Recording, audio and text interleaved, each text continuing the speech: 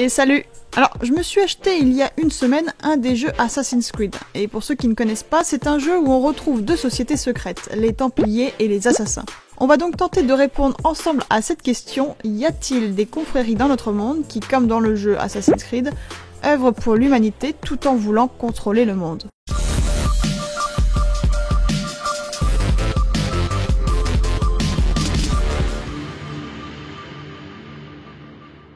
Alors quand j'ai commencé à faire des recherches, j'ai failli tomber de ma chaise. Moi qui pensais ne pas trouver beaucoup de sociétés, j'ai regardé juste la page Wikipédia et j'en ai trouvé une liste énorme.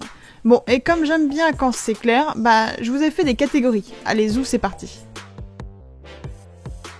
Alors, aux États-Unis et dans le monde, les sociétés secrètes et les fraternités étudiantes sont très en vogue. Par exemple, les Skull and Bones de l'université de Yale, les Skull and Serpent de l'université de Wesleyan, ou encore la société Vandermonde au Conservatoire national des arts et métiers de Paris.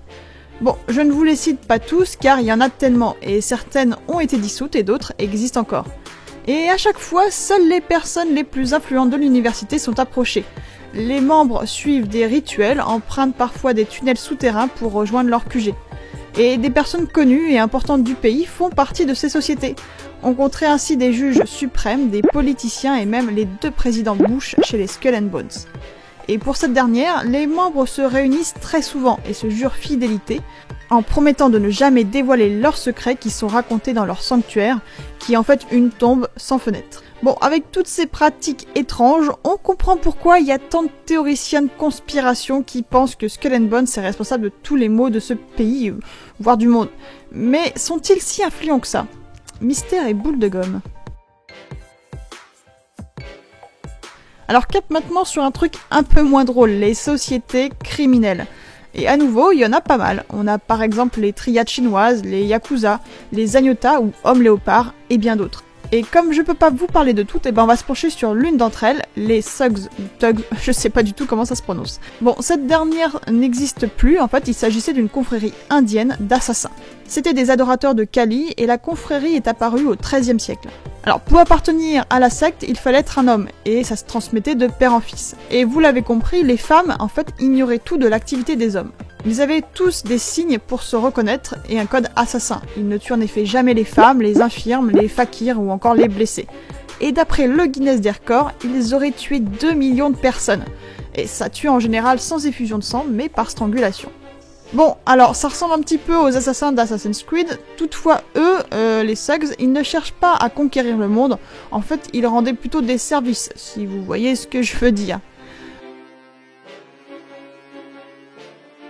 On parle ici de sociétés à visée politique ou religieuse. Vous en connaissez forcément, il y a les francs-maçons, le groupe Bilderberg, l'Opus Dei ou encore les Illuminati, qui auraient disparu au XVIIIe siècle, mais ça on n'est pas sûr. D'ailleurs, on va se pencher sur ces derniers, car ce sont eux qui nous intéressent le plus pour notre question. Alors, les Illuminati, c'est sans doute l'une des sociétés secrètes les plus mystérieuses au monde. Elle aurait été créée par le théologien allemand Adam Weishaupt en 1776. Et celui-ci aurait créé tout d'abord en fait le cercle des perfectibilistes, puis plus tard les Illuminés de Bavière.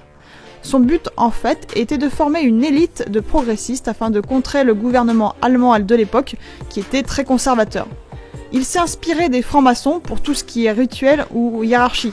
Bref, la société s'agrandit et leur influence, comme celle des autres sociétés, commença à déplaire. Et en 1782, un élu de Bavière les fit tous fermer.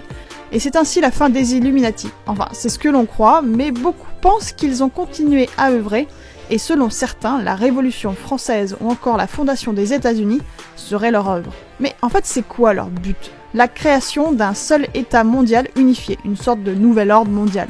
Alors aujourd'hui, on ne connaît pas les membres des Illuminati, s'ils existent, mais certains ont des soupçons sur des noms comme Rockefeller, les Bush, encore eux, ou encore les Windsor. Bon, avec tout ça, on peut conclure. Apparemment, il y a bien des confréries, et certaines essayent bien d'orienter le monde selon leurs idéaux. Bon, par contre, je pense être pratiquement sûr d'une chose. Je pense que les Illuminati et les autres confréries ne sont pas à la recherche d'artefacts magiques comme dans Assassin's Creed. Bon, j'espère que vous avez aimé la vidéo et n'hésitez pas à liker ce petit pouce bleu que vous voyez juste en dessous. Et aussi, un dernier petit truc, si vous voulez m'aider, n'hésitez pas à partager mes vidéos. Ça m'aide pour mon référencement et puis c'est très motivant de vous voir de plus en plus sur la chaîne. En tout cas, merci à tous et cette fois-ci je vous laisse. Ciao ciao, des bisous.